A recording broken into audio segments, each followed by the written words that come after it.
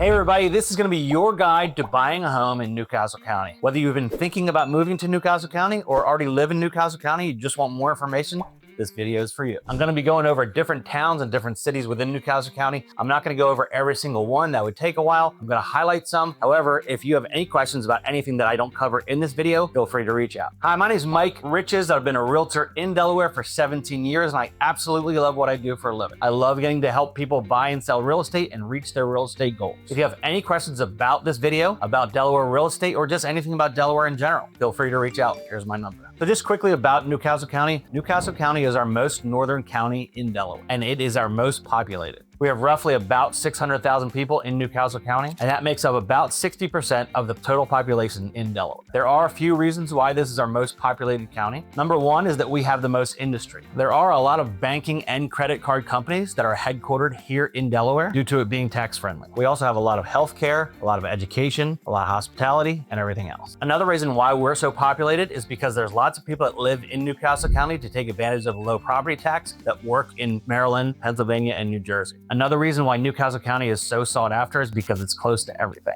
You can be in Philadelphia in 40 minutes. You can be in New York City in 2 hours. You can be in Baltimore in an hour. You can be in DC in 2 hours. You can be at the Delaware beaches in an hour and a half, or at the Jersey Shore in an hour and a half. With Delaware not having some of the bigger events, it's really nice to be able to get to some of these areas to see NFL football, Major League Baseball, NBA basketball, or nightlife, or more museums. So the first city that I'd like to discuss with you is Wilmington. That's the biggest city and the most populated. Now, if you were to go online and just look at comments, you'd see a lot of people trashing Wilmington and saying that it's a dangerous place to live. Now, I can't lie to you, in Wilmington, just like any other city, there are areas that are dangerous to live in. But there are plenty of areas that are completely safe and really nice places to live. Even within the city limits, we have lots of really nice areas to live, such as the Highlands, Charlie Square, 40 Acres, Midtown Brandywine. I used to live in an area called Cool Spring, really nice. Now, I will not be able to tell you the areas of Wilmington that are unsafe to live in, as I am unable to disclose that based on fair housing laws. Now, there is information online, such as crime maps, where you can find this information out. In my opinion, you could just drive around some of these areas and you could probably tell whether it's a place that you'd like to live or not. The average sale price for a home within the city limits is $280,000. Now, some of these numbers, as far as these averages, can be extremely misleading, because the cheapest house sold in the last year was $35,000 and the most expensive was $2.1 million. So the prices are obviously all over the place depending on what area of the city you're talking about. Some of the things that Wilmington has to offer are the Wilmington Blue Rocks, which is our minor league baseball team, a Class A affiliate of the Washington Nationals. We have the Grand Opera House, the Queen, which is a really cool concert venue. In the city of Wilmington, we also have Charlie Square, which is a vibrant nightlife area. The Wilmington train station, which can obviously take you north to Philadelphia and New York, or south to Baltimore and Washington, D.C. Now, moving northeast is what we consider North Wilmington.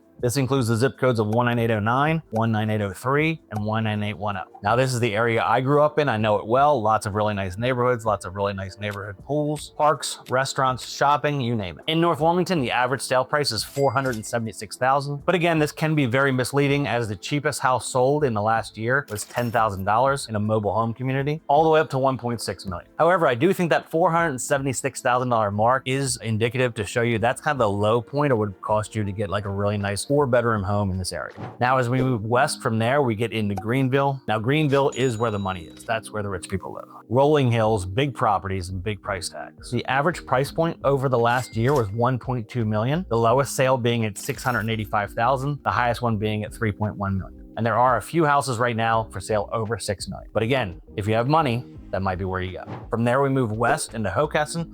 Hockessin, really nice place to live. Not quite as high as Greenville, but one of our highest price points in Newcastle County. You do see some of those rolling hills and elevation. Now, when I say elevation, that's elevation for Delaware. So we're not certainly going up any mountains or anything like that, but it's not as flat as some of the other areas. But there's nice parks, restaurants, pools, etc.